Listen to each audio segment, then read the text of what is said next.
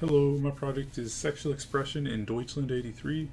Deutschland 83 is about Martin, the protagonist, who is a spy from the East tasked with infiltrating West Berlin and gathering information on government officials.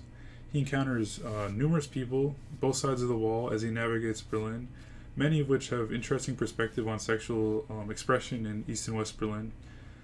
And he must disguise himself as a spy and kind of blend into the culture in West Berlin because it's very different from the East at the time. So he's tasked with changing his vocabulary, changing his clothing, changing his mannerisms as he's infiltrating as a spy. And a lot of this was significant because some of the people he encounters offer valuable insight into sexual expression.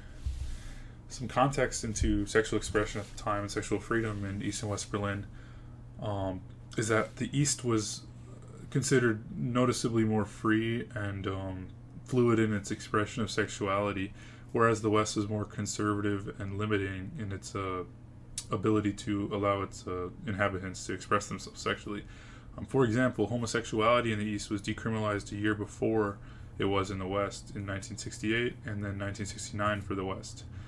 This was significant because homosexuality was, and I guess LGBT movements were very big in Berlin in the 1920s and 30s.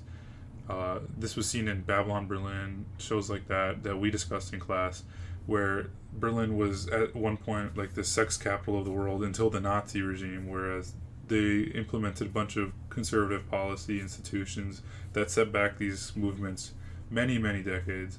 And during 1983, there's kind of this uprising of movements to return to the state that Berlin was in 1920s and 30s and kind of transition to where we are in present day. But we haven't, in the time of the show, this hasn't been achieved yet. So there's still this strive for sexual freedom that is kind of being repressed. And in the West, in the show, homosexuality is especially frowned on, especially in the military, which I'll get into because it's significant in the show and it comes up as a common theme. But another way that sexual freedom was expressed in the East versus the West is the existence of many nude beaches. Nude beaches aren't even very common in the United States. They're kind of like one-off things, whereas in East Berlin there was many nude beaches and there's multiple skinny dipping scenes in the show, whereas West Berlin was much more not very accommodating to these nude beaches and forms of sexual freedom. This was significant because Martin, when he's in the West, kind of engages in, he moves about these spaces where there's kind of this sexual fluidity, whereas in the West he's kind of restricted in his movements and people feel a lot more repressed. Some of the people that feel repressed in the East are the Edel family. So Martin encounters Wolfgang Edel as he is his general when he is serving as a spy in the army. Wolfgang's son Alex is kind of Martin's right-hand man, and Martin also has an affair with Yvonne. He kind of has this little outing, they have sex and whatnot. And then the other significant character in the Edel family is Ursula, who doesn't get much screen time, but is very important in understanding this dynamic of the idea of this nuclear family in the West, which is a common theme that I'll touch on. As in the 1980s, there's this kind of uprising of conservative values in the Western world, and the nuclear family kind of idealizes and typifies this push for conservatism. So firstly, Yvonne kind of rebels and expresses herself sexually through this Neo-Sannyasine group, which is a group of Eastern belief that follows the teachings of Rajneesh, who says not to procreate because it leads to dysfunction and destruction inside the family dynamic. And this was significant because the Edel family pictured here was very dysfunctional, and a lot of the stuff that occurred in the show was destructive to its ends. And I think Yvonne was attracted to this cult / commune because it offered an escape from this destructive and dysfunctional family.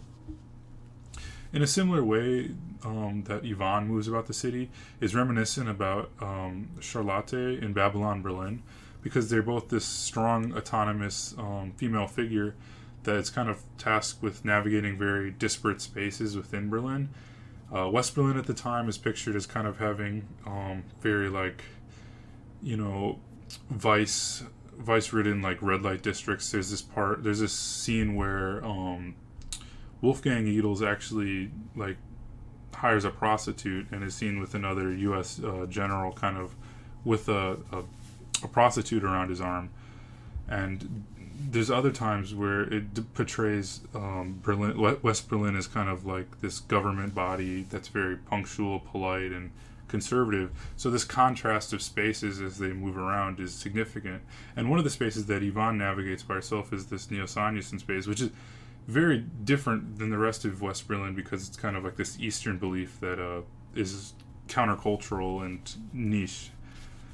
One way that Yvonne expresses herself sexually that was very significant and interesting to me was through music. So when she's introduced, she's singing a cover of Bob Dylan's "Just Like a Woman," and the common theme of Yvonne is that she'll take these songs that were performed initially by men and cover them as a woman and kind of give this sexual energy that it was lacking initially, and through this kind of repurposing of these songs, she's able to express herself sexually.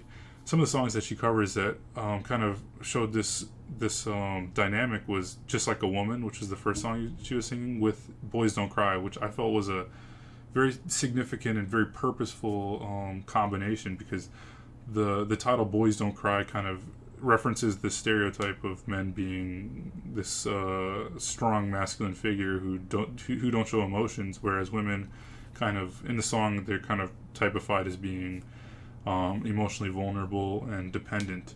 And I think by repurposing these songs, Yvonne is subverting these stereotypes and kind of freeing herself sexually because she's imparting her sexual energy into these songs.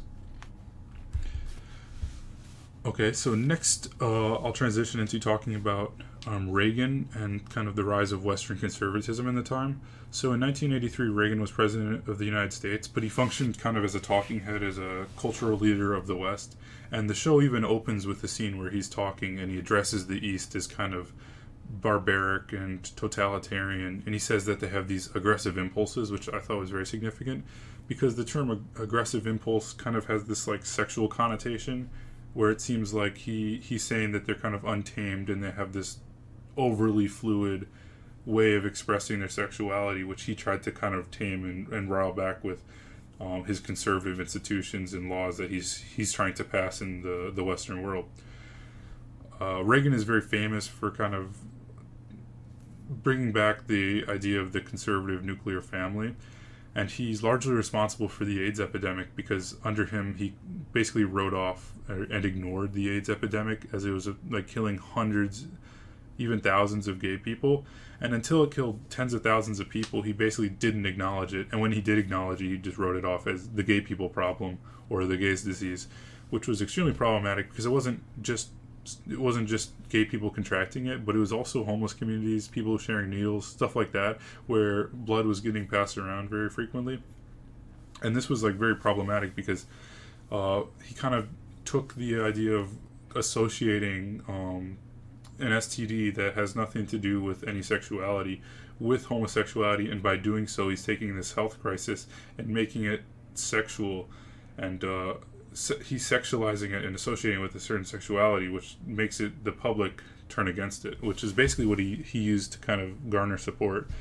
And by writing off as a homosexual disease, this had lasting implications that were seen in Deutschland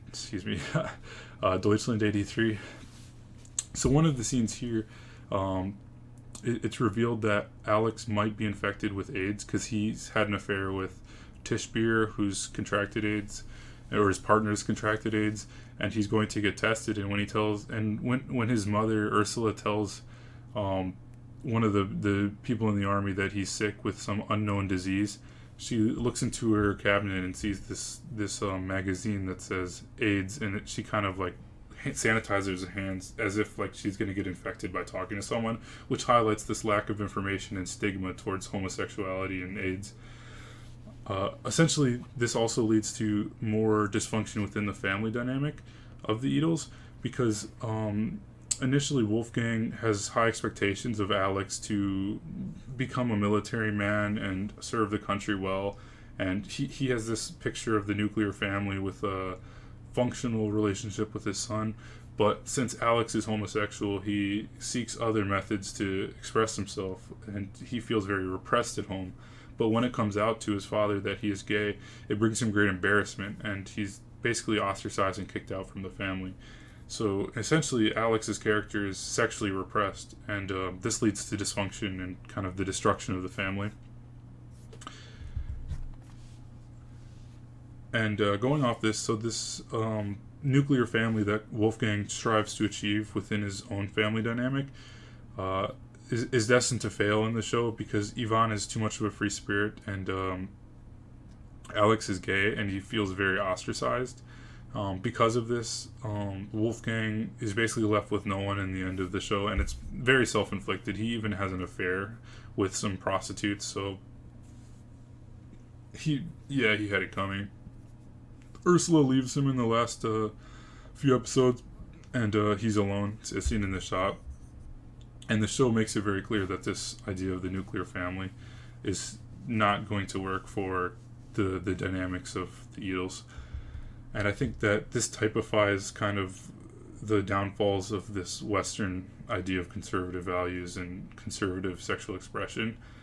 Overall, it typifies the way that sexuality was expressed in Western Berlin. During the 1980s, it had this overly moralistic, overly Christian, hierarchical structure within the government that led to a lot of repression of sexuality, whereas in the East, people were more free to,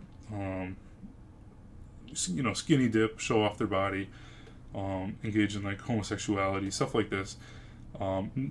The East wasn't perfect in allowing for this, but the West was very repressive and uptight about what was permissible. The idealized idea of the nuclear family was, I think the show made it clear, was self-destructive and destined to fail. And other forms of sexual expression in the West were simply just shot down for being alternative or kind of countercultural, and therefore they were not seen as okay.